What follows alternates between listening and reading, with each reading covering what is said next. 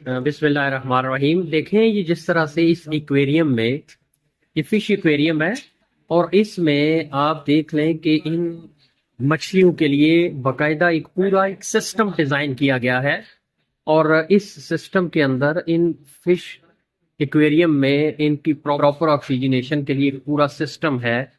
اور آپ دیکھیں کہ اسی طرح ایک پوری انوائرمنٹ ان کو دی گئی ہے تاکہ ان کی جو لائف ہے اس کی سروائیول کو یقینی بنایا جائے۔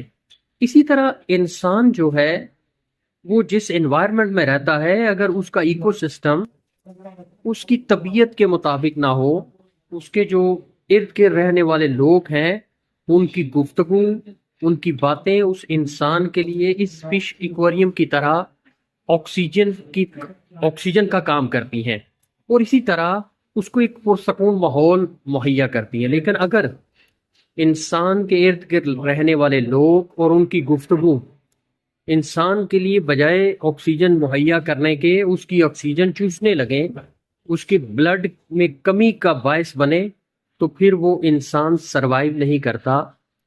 جسمانی طور پہ فزیکلی تو وہ شاید زندہ ہے، لیکن وہ مینٹلی ایموشنلی ڈسٹرب ہو چکا ہوتا ہے۔ اس لیے آپ اپنے ایکویریم کا، اپنے ایکو سسٹم کا خیال رکھیں۔ اگر زندگی کو اچھا گزارنا ہے تو ایسے لوگوں میں اٹھے بیٹھیں جو کہ پازیٹیو مثبت گفتگو کرنے والے ہوں اور آپ کے ایموشنز کو سمجھیں۔ اپنا بہت سارا خیال رکھیے گا۔ محمد طاہر ربانی۔